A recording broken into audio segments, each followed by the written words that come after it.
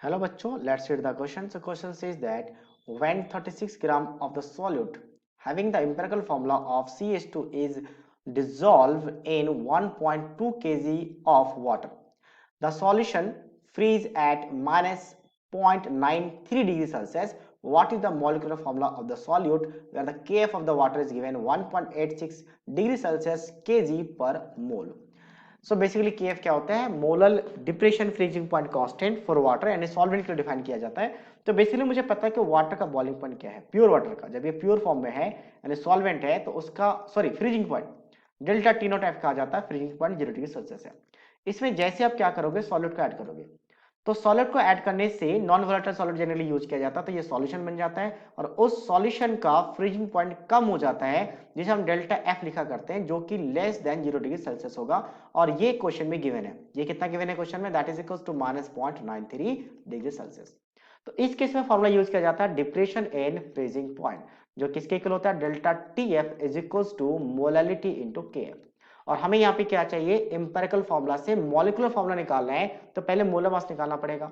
तो molar mass कैसे निकालेंगे, मोलालिटी से। मोलालिटी होता है given number of moles upon mass of solvent in KG, और नंबर ऑफ मोल्स कैसे निकालते हैं, तो गिवन मास यानी डब्ल्यू डैश मान लो डिवाइडेड बाय मोलर मास, और यहाँ पे सॉल्वेंट का मास डब्ल्यू में ही रखते हैं, केजी में है। अब देखो डब्ल्यू डैश जो कि ग्राम में रखा जाता है, बट ये केजी में रखा जाता है, ध्यान रखें। तो ये डब्ल्यू डैश आपको क्वेश्चन में गिवन है 36, तो यहाँ पे रख देंगे 36। अच्छा, साथ साथ में मोलर मास हमें पता करना है, और ये सॉल्वेंट का मास क्वेश्चन में गिवन है 1.2, तो 1.200 लिखने की जरूरत नहीं है, पॉइंट को रिमूव करेंगे ऊपर कितना आ जाएगा, 10 आ जाएगा, और कैंसिल आउट हो जाएगा आपका 3 टाइम्स, तो ये बन जाएगा 30/m। तो ये वैल्यू रख लेते हैं यहाँ पे। अब डेल्टा टी एफ क्या होता है, तो ये होता है delta T naught F minus T F, जो ऑलरेडी सारा वैल्यू पता है मुझे, into M into K F. ये वैल्यू रख लेते हैं।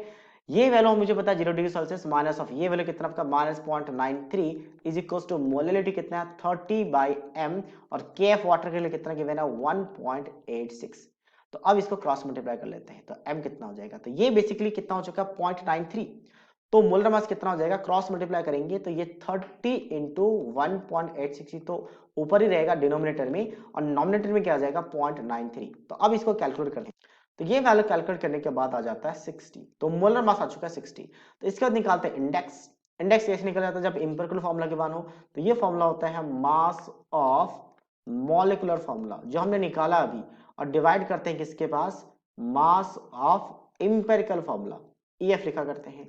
तो मॉलिक्यूलर फॉर्मूला का मास 60 निकाला, और इंपेरिकल फॉर्मूला का मास कैसे निकालेंगे, तो कार्बन के लिए 12, ऑक्सीजन के लिए 16 और हाइड्रोजन के लिए 2 हो जाएगा, तो टोटल ऐड करने के बाद ये बन गया 30, जो इंडेक्स आ गया 2। ये मोल्स नहीं इंडेक्स है, ये मोल्स था, यहाँ पे इंडेक्स था। तो अब इंडेक्स आ चुका है, तो यहां से हम क्या निकालेंगे, यहां से हम निकाल लेंगे आपका मॉलिक्यूलर फॉर्मूला। तो मॉलिक्यूलर फॉर्मूला क्या करते हैं, जो भी इंडेक्स निकाला उसको हम इंपेरिकल फॉर्मूला पे मल्टीप्लाई कर लेते हैं। तो आपका इंडेक्स 2 है, इस पे मल्टीप्लाई करेंगे तो C2 हो जाएगा, H4 हो जाएगा, और O2 हो जाएगा, जो ऑप्शन डी के साथ मैच कर रहा है। So that means option D is the right answer of this question. So I hope you understood it well. All the best.